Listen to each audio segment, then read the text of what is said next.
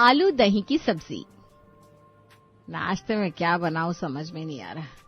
मेरी तबीयत भी ठीक नहीं लग रही है। मनीषा जल्दी जल्दी रसोई साफ करती है और भगवान को गर्मा गर्म रोटी, सब्जी और गुड़ का भोग लगाकर अपनी योग क्लास जाती है। योग करके आऊंगी तब जिसको जो खाना होगा बना दूंगी। ऐसे बना बना कर गिराने से क्या फायदा।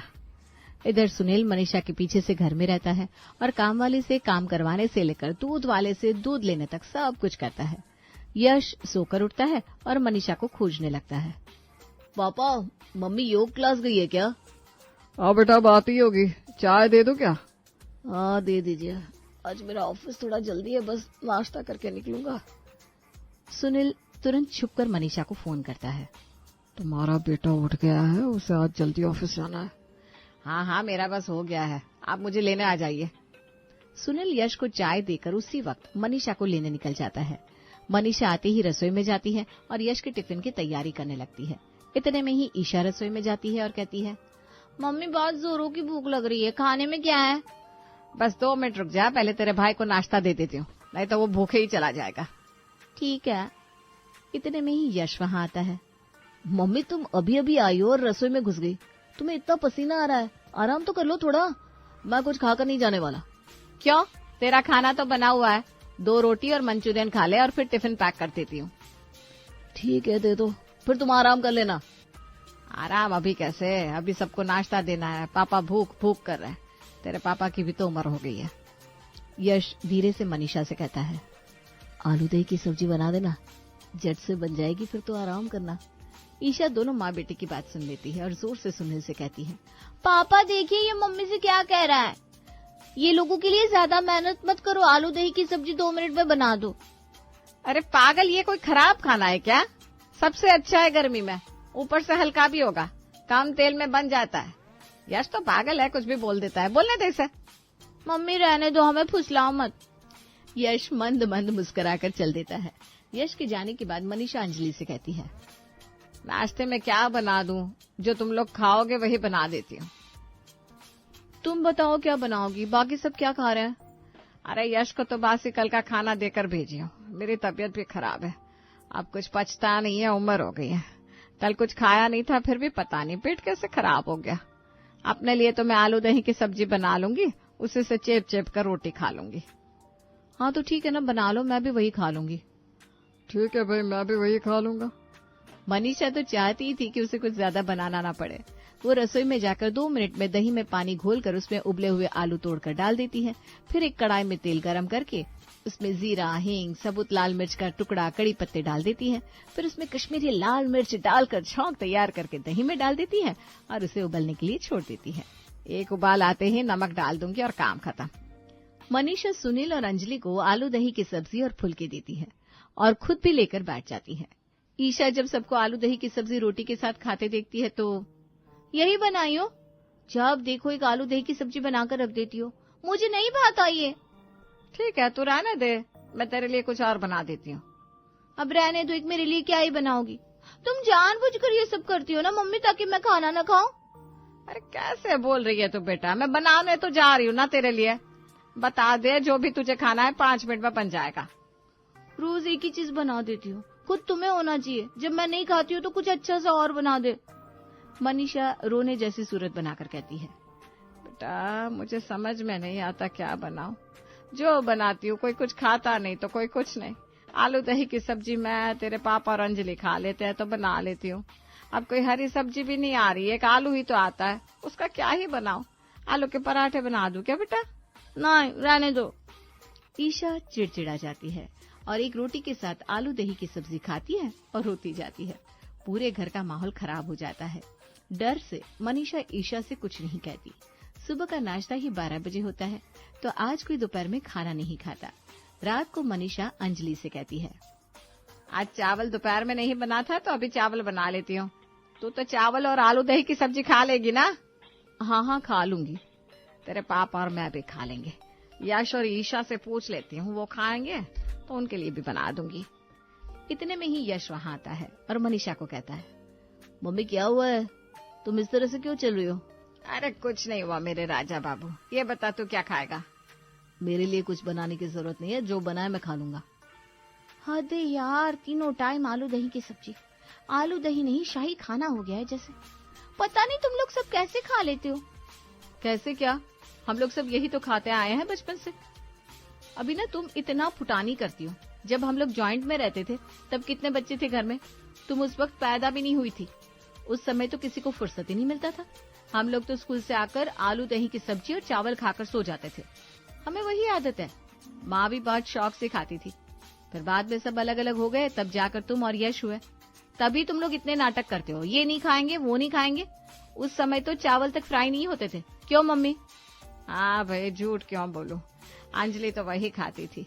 नानी के यहाँ भी यही बनता था। गर्मी के समय मेरी माँ आलू दही की सब्जी और रोटी बनाकर नीचे वाले तले में हमें लेकर आ जाती थी। हम लोग इसी को इतना आनंद लेकर खाते थे। मुझे तो आलू दही की सब्जी मिल गई, समझो अमृत मिल गया। तुम्हें आलू दही की सब्जी अमृत लगती है, वही मुझे चाउमीन पास्ता अमृत लगता है। मैं अपने लिए पास्ता बनाने जा रही हूँ और कोई मांगे ना बता देती हूँ। अंजलि तुम खाओ आलू दही की सब्जी, और यश तुम भी। मम्मी की लाडले हो ना तुम दोनों, मैदा खाने से तबीयत खराब हो जाएगी। ईशा अपने लिए पास्ता बनाने चली जाती है और यश धीरे से मनीषा से कहता है, मम्मी मैं भी पास्ता ही खा लूंगा, ईशा अकेले थोड़ी खा लेगी इतना। मनीषा और यश हंसने लगते हैं। अंजलि, मनीषा और सुनील चावल और आलू दही की सब्जी खाते हैं। 1 घंटे के बाद ईशा का पास्ता बनता है और वो पास्ता अपने लिए लेकर खाने बैठती है और फिर यश को चिढ़ाने लगती है, भाई मेरा क्या है, मैं तो बेकार ही खाऊंगी, सबको हेल्दी जो रहना है। अब अंजलि का भी मन चलने लगता है, लेकिन ईशा उसे ताना देगी, इस कारण वो कुछ नहीं कहती। फिर मनीषा रसोई में जाकर बाकी का पास्ता गरम करके यश को देने लगती है। तब ईशा कहती है, बनाएगा कोई नहीं, जब मैं बनाऊंगी तब सब लेने आ जाएंगे। अब ये पास्ता अनहेल्दी नहीं हो रहा है। ऐसे ही सब मुझे सुनाते रहते हैं। तुम इतना सब खा लोगी तो अकेले बर्बाद ना हो जाओ ना, इसलिए मैं खा रहा हूँ। कितनी मेहनत से अनाज आता है। तुम उसकी चिंता मत करो, मैं खा लूंगी। खुराक तो अच्छा हो गया तेरा। नजर तुम ही लगाते हो, जिससे मेरा खाना अंदर नहीं जाता है। मैं बाद में खाऊंगी बचा हुआ पास्ता। अरे रे रे, अब बासी कैसे खाओगी तुम तो बासी खाना खाती नहीं हो। ईशा चिड़चिड़ा जाती है। जा खा ले, सुख से खाने भी नहीं देता है, अंदर ही नहीं जा रहा है। बेटा, अब तू पास्ता भी खाने की तरह खाएगी तो कोई क्या करेगा? ये सब थोड़ा ही भाता है। मुझे पता था तुम यही कहोगी, तुम्हारे दोनों बच्चे मुझे नजर लगाते रहते हैं। ईशा अपना थाली वाला पास्ता भी छोड़ देती है और मनीषा वो अंजलि को दे देती है। अंजलि उसे सफा चट कर देती है। ईशा अपने कमरे में जाकर रोने लगती है। सुख में मुझे खाने भी नहीं देते हैं। इधर मनीषा और सुनील ईशा को लेकर परेशान रहते हैं। कब जाके सुधरेगी ये? जब देखो तब बाहर का खाना, मैदा मैदा मैदा। कैसे चलेगा इसका शरीर ऐसे? शादी के बाद लड़की को कितनी दिक्कत होती है, बच्चे कैसे होंगे? अब क्या करूं मैं, तुम्हें ने तो बिगाड़ा इसे। बचपन से भूज भूज कर देती हो। हमारी माँ हमें क्या बस एक आलू दही की सब्जी बनाकर देती थी, वो भी तीनों टाइम, और हम तो बिना नखरे किए खा लेते थे। अब वो नहीं खाती तो मैं क्या करूं? बीमार पड़ जाएगी तो मुझे ही देखना पड़ेगा। इस घर में कोई कुछ नहीं करता। दिन बीतने लगते हैं। एक रोज मनीषा की बहन पुष्पा उसे फोन करती है। मन नहीं लग रहा है, सोच रही हूँ अपनी बेटी और नातिन के साथ तेरे घर आ जाऊं। अरे इसमें बोलने वाली क्या बात है, आजा। वैसे भी हमारा पीहर तो माँ बाप के जाने के बाद खत्म हो गया। अब हम बहन ही तो है एक दूसरे की। वही ना, ऐसी भाभिया भगवान किसी को ना दे जैसी हमें मिली है। अरे आग लगा उन्हें, उनका नाम लेकर क्यों अपना मन खराब करती है? मैंने तो सोच लिया है, मेरा कोई भाई ही नहीं है। सही कहा। ईशा, यश और अंजलि खुश हो जाते हैं। चलो मौसी और दीदी आ रही है, इसी बहाने अच्छा अच्छा खाने को मिलेगा। कुछ दिनों के लिए आलू दही की सब्जी से छुटकारा तो मिलेगा। दीदी अपनी बेटी को भी ला रही है। बहुत दिन हो गए हम लोग कहीं घूमने नहीं गए। मौसी आएगी तो गाड़ी बुक करके घूमने चलेंगे। हाँ हाँ चले जाना, लेकिन पहले मौसी को तो आने दे। 1 हफ्ते बाद पुष्पा अपनी बेटी सोनिया और नातिन आरू के साथ मनीषा के घर आती है। पुष्पा के आने से मनीषा के घर का माहौल थोड़ा हल्का होता है। अरे गधी, ये सब लाने की क्या जरूरत थी?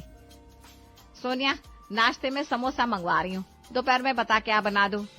मौसी, समोसे की कोई जरूरत नहीं है। ज्यादा पैसे हो गए क्या तुम्हारे पास? तो मुझे ऐसे ही दे दो।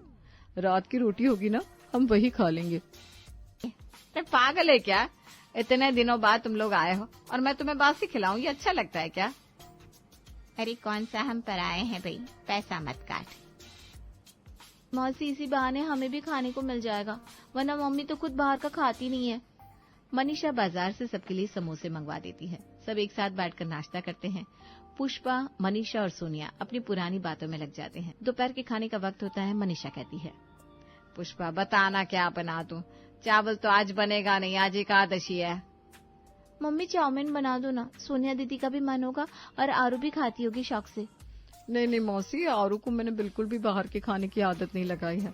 बस दाल चावल यही सब खाती है वो। बहुत दिनों से मुझे आलू की पूड़ी और आलू दही की सब्जी खाने का मन हो रहा है। छोटे में नानी घर में खाया करती थी, नानी बनाती थी ना हमारे लिए। हाँ, मुझे भी ना आलू की पूड़ी और आलू दही की सब्जी बहुत पसंद है। ठीक है, फिर सब खा लेंगे यही, और रात में भी यही हो जाएगा। यश भी खा ही लेता है। ईशा अपनी बातें पर हाथ रख लेती है। ये सब लोग इतने कंगले की तरह क्यों करते हैं? आलू दही की सब्जी नहीं हो गई जैसे कि शाही पकवान हो? भगवान, क्यों मुझे इन गरीबों के यहाँ पैदा किया जिन्हें कॉन्टिनेंटल और चाइनीज खाना समझ में नहीं आता। मनीषा खाना बनाकर सबको खिलाती है। सोनिया चटकारे ले लेकर आलू दही की सब्जी खाती है। मौसी एक नंबर, नानी के हाथों का स्वाद याद दिलाती है आपने। खाना तो ये अच्छा बनाती ही है, कवारे से ही। अरे आरू को भी खिलाना। आरू भी खा तो रही है साथ में। मम्मी का बस चले ना तो शादी में भी आलू दही की सब्जी ही रखवा दे। हाँ बिल्कुल, खराबी क्या है इसमें? तेरे आस्ता पास्ता से तो अच्छी है ये। एक हफ्ते बाद पुष्पा, सोनिया और आरू जाने लगती है। मौसी ट्रेन के लिए आलू दही की सब्जी और पराठे पैक कर दो ना प्लीज। अरे तेरे बोलने से पहले ही मैंने तैयार कर दिया था बेटा। ये होती है मौसी। मनीषा खाना पैक करके देती है और सुनील, पुष्पा, सोनिया और आरू को ट्रेन में बिठा कर आ जाता है। इधर पुष्पा के जाते ही ईशा घर में तमाशा चालू कर देती है। मम्मी, मैं तुम्हारे हाथ का खाना नहीं खाऊंगी। ये आलू दही की सब्जी खा खाकर मेरा मुंह कचड़ा हो गया है। मुझे 1000 दो, मुझे अपने दोस्तों के साथ पार्टी करने जाना है। और मेरी सहेली एक ढाबे से खाना मंगवाती है, उसके यहाँ का खाना बहुत टेस्टी होता है। अब मैं वही का खाना अपने लिए मंगवा लूंगी। महीने का 2500 है। ये क्या बोल रही है, हैं? अपने घर में कब से ये सब होने लगा? अच्छा लगता है क्या? मैं बना दूंगी तुझे जो भी खाना है, मत खा तू ये आलू दही की सब्जी। नहीं मम्मी, रहने दो, मुझे जरूरत नहीं है। तुम अपने ऐसे घुटने लेकर खाना मेरे लिए मत बनाओ, वरना तुम्हारे बच्चे मुझे सुनाने लगेंगे। मैं घर में खाती तो पैसे लगते ना, वही समझो। बेटा वो अलग बात है, बहुत कम खर्च होते हैं घर में। तुम्हारी तरह बाकी दोनों भी कहेंगे तो इस घर का क्या ही होगा। वो सब मुझे नहीं पता, हर बात में मैं ही कॉम्प्रोमाइज क्यों करूं? ईशा अपना फोन फेंक कर कमरे में चली जाती है। करने दो इसे जो करना है, वरना पूरे समय घर का माहौल खराब करके रखेगी। कुछ दिनों में अपने आप ही अकल ठिकाने आ जाएगी इसकी। ठीक है, मैं चाहती नहीं हूँ कि कभी मेरा घर टूटे। आप कहते हो तो मैं उसे पैसे दे दूंगी। मनीषा ईशा को जाकर पैसे देती है। ईशा उस रात को पार्टी करने अपनी सहेलियों के साथ चली जाती है। पार्टी में वो खा पी कर आती है और अगली सुबह उठकर पार्टी की ही बातें करने लगती है। पार्टी बहुत अच्छी थी। क्या पार्टी थी, खाना तो पूछो मत। चाउमीन, चाइनीज भेल, baby corn, manchow soup, pizza, क्या नहीं था, मजा ही आ गया। अच्छा है, वैसे मेरी सहेलियों ने भी पार्टी करी थी। मेरा मन नहीं था जाने को। 1000 में एक जन खाएगा और यहाँ हम घर वालों के साथ जाते तो 1000 में सब खा लेते। आज मम्मी और हम चारों चलेंगे। ये तो कल ही वो आई है ना पार्टी से। हाँ, मुझे कोई शौक भी नहीं है तुम लोगों के साथ जाने का। चलो ये सब छोड़ो और अब नाश्ता कर लो। मुझे नहीं करना, इन लोगों को करवा दो आलू दही की सब्जी का नाश्ता। अरे बेटा भिंडी भी बनाई है। आलू दही इसलिए बनाती हूँ कि गर्मी में पेट हल्का रहे, वरना गर्मी तो इतनी पड़ रही है कि आदमी का खाना पचे ही ना। जितना कम तेल और हल्का खाओ उतना ही अच्छा है। मुझे नहीं खाना, आज से मैंने अपने ढाबे का खाना लगा लिया है। ईशा ढाबे का खाना मंगवाती है और इतरा कर अपना खाना कमरे में ले जाती है। बाकी सब अपना घर का खाना, भिंडी, आलू दही की सब्जी और रोटी खाते हैं। यश का मन चलने लगता है ईशा के खाने पर और वो कहता है, मम्मी घर पर बाहर जैसा खाना तो सच में नहीं बनता है, मुझे भी खाना है ईशा वाला खाना। अरे बेटा उसे खाने दे, सड़ी गली सब्जी से बनाते हैं बाजार में खाना।